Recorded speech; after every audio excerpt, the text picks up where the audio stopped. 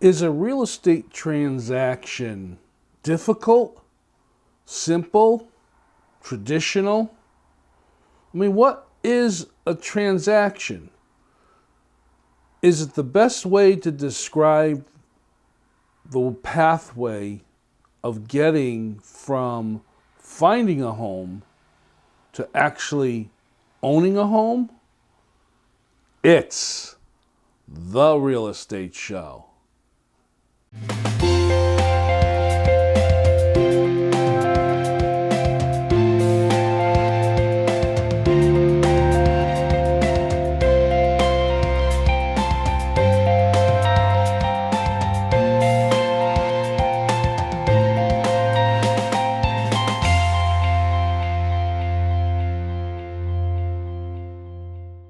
Welcome to the Real Estate Show. My name is Rick Naples. I am a Connecticut State real estate broker, owner of Zone Realty LLC. You zone your home. Real estate transactions. The idea of purchasing a home. What are the steps that are involved? You know, as a realtor for many years, I'm asked many times by people that are looking to get into the real estate market, what is the process? I mean, how do we go about it? Well, nowadays, because of the internet, we all know that we can look at lots of houses for sale on different websites that are available. But how do you know what you can afford? Or if you know what you can afford, how do you know how much house that will buy you? I mean, what do? Do you look for a house first and find it and then figure out if you can afford it? Or do you figure out what you can afford and then shop for a house that fits within that ideal? It's very confusing. The real estate transaction itself is very traditional. There's a number of steps that you go through that get you from finding the home that you want to actually moving in and owning that home. I mean, it's not rocket science. However, it can be a difficult journey if you're not prepared. So what do? How do you start? Well, I've talked many times on the Real Estate Show that you have to make a decision to find out how much you can actually afford. And the best way to do that is not with an internet calculator where you plug in numbers and it gives you an estimate. You want to talk to an expert. You know, when it comes to buying a house, you're going to be making an extremely large purchase, and you don't want to do it blind. You don't want to make thousands and thousands of dollars worth of expenditure and do it the wrong way, because that can get you into very deep trouble. You want to make sure you have all your facts in front of you and you can make an informed decision. So now we come to the point of where do you get started? Well, first you have to make the decision you want to buy a house. Once you've made that decision, it's time for you to start putting all your different information together. I used to call it the shoebox technique. Of course, now there's a number of different ways of being able to do that, but the shoebox technique that I'm talking about is where you assemble all of your income information and all of your debt information, and anything else that might be needed in order to figure out what it is you actually can afford. Once you have all that current information together, you now can call and talk to a mortgage officer or a mortgage originator or a mortgage processor and give them that information so that they can look at the current rates and your current credit and come up with the amount number that you'll be able to shop in. Now, during that first conversation, they're going to call that a pre-qualification. But you might want to even go the next step. You want to provide some hard information so that they can actually do what's called a pre-approval. A pre-approval is just like having money in the bank. The pre-approval says that you qualify for a mortgage up to a certain amount. So now when you go shopping for a house, you know all you have to do is pick the house to attach to that mortgage amount. And when you're making an offer to a seller likes to see that pre-approval because that basically means that you as a buyer are prepared to move forward.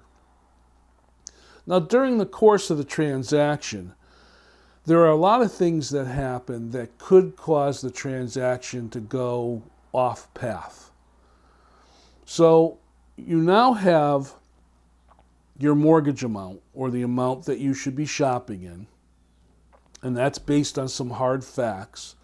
Now you want to start looking for a house. And as I said, most people will start looking for a house on the internet.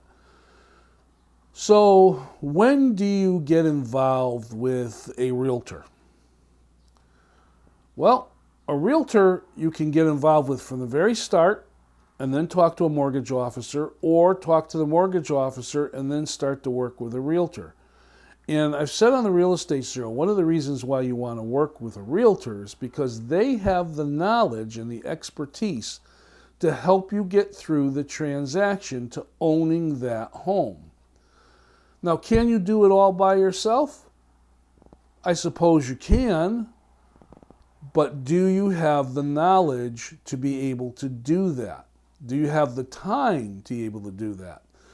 You know, with the many buyers that I worked with over the years, one of the more commonalities that I've found is that they have lives to lead.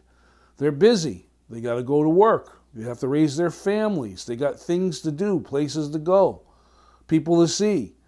They don't have the time that it takes to put all the things together and do the things that need to be done when it comes to purchasing a home.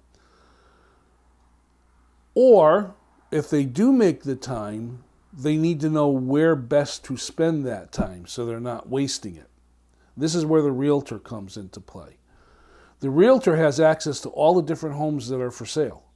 The realtor also can help guide you through the transaction, telling you what you need to do, how you should do it, and giving you good information so you can make solid, good choices when it comes to purchasing a home. Now, I put together this little presentation. It's called The Pathway to Purchasing a Home, and it kind of goes through the steps. And after we take a look at this, I'll come back and discuss those a little bit more.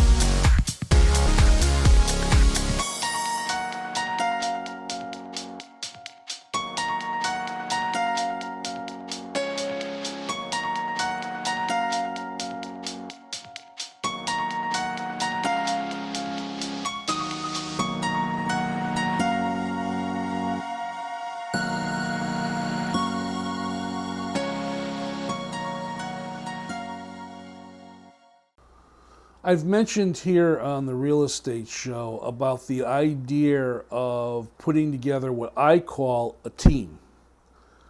A team is a group of people that gather together that all help steer to the right ending. Now, when you're looking to buy a home, you're going to have to put together what I call your team. Now, this isn't a team of agents. It's a bunch of people that are going to get involved in helping you get that house. Of course, there's your mortgage officer, and the mortgage officer has their team, which would be their underwriting system and their funders and their managers and so on and so forth. You're going to have your realtor. The realtor has their office and the tools that they have available to them to help guide you through the transaction. But then there's a couple of other people that are going to get involved that are going to help you get to own that home. You're going to have to decide on what attorney you want to use. Now, the reason why you need an attorney is in a real estate transaction, the seller selling the home to you is going to have an attorney watching their back. The bank, if you're financing, that's going to be doing the mortgage, is going to have an attorney representing their interest and watching their back. You need to have an attorney to watch your back, to basically advise you about all the paperwork you're going to be looking through and signing and agreeing to, and you know what you're locking yourself into if it's a 30-year mortgage and so on and so forth.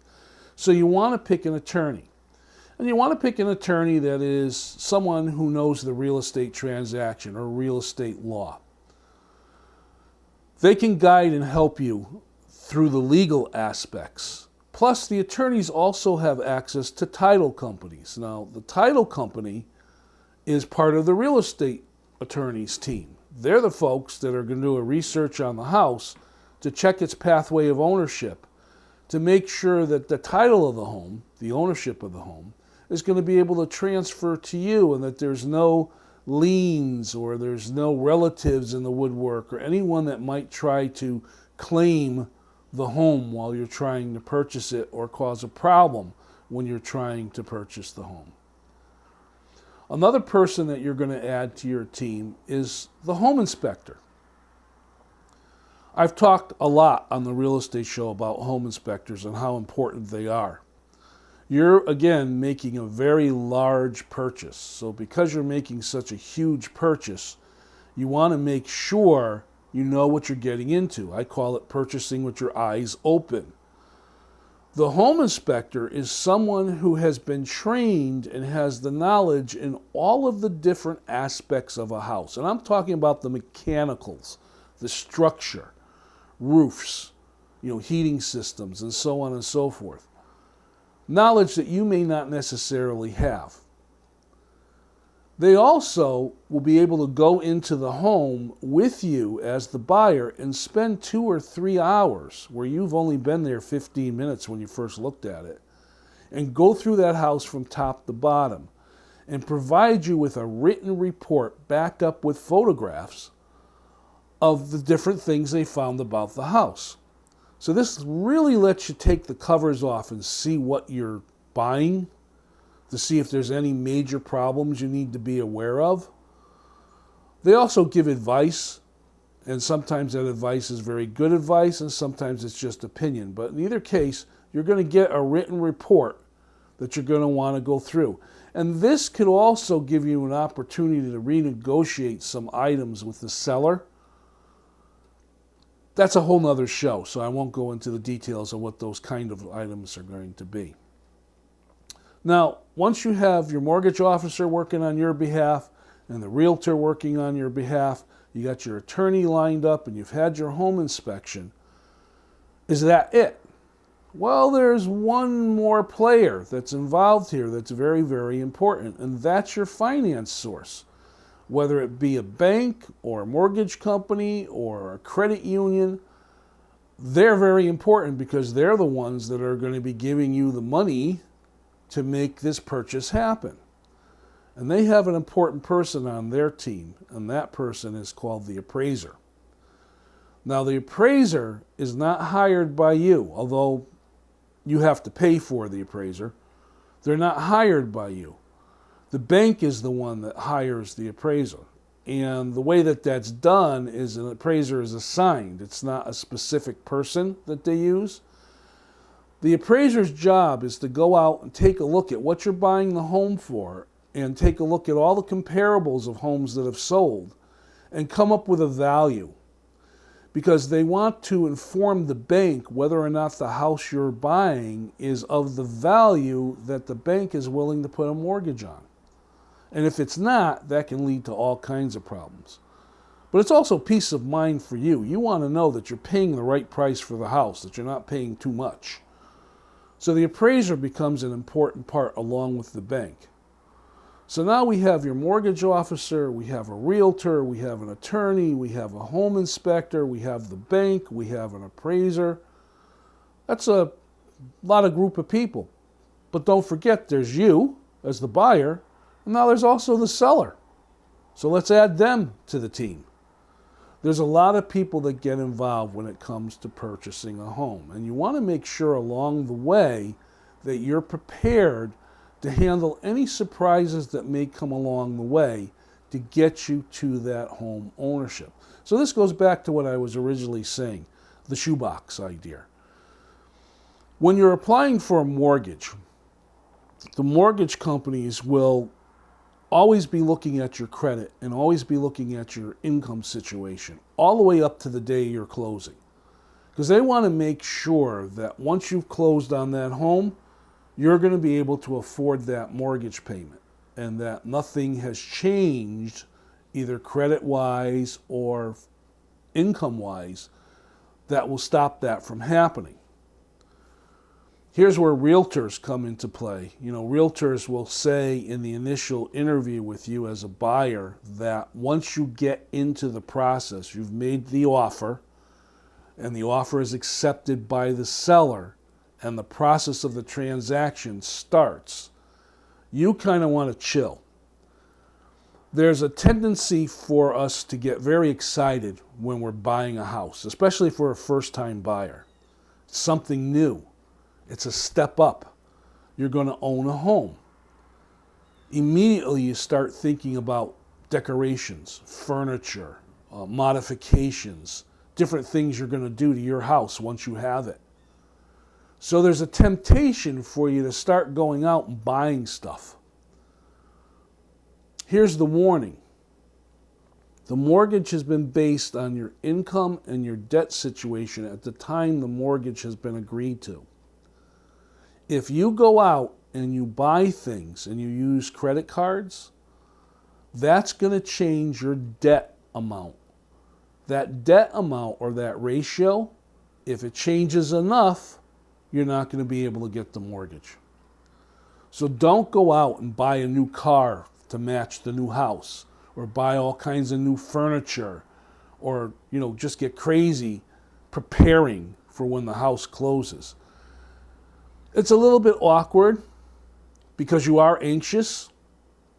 So unless you're buying things cash and storing them away, you don't want to use any credit during the time that your mortgage is being processed so that you don't interfere with that debt ratio to your income.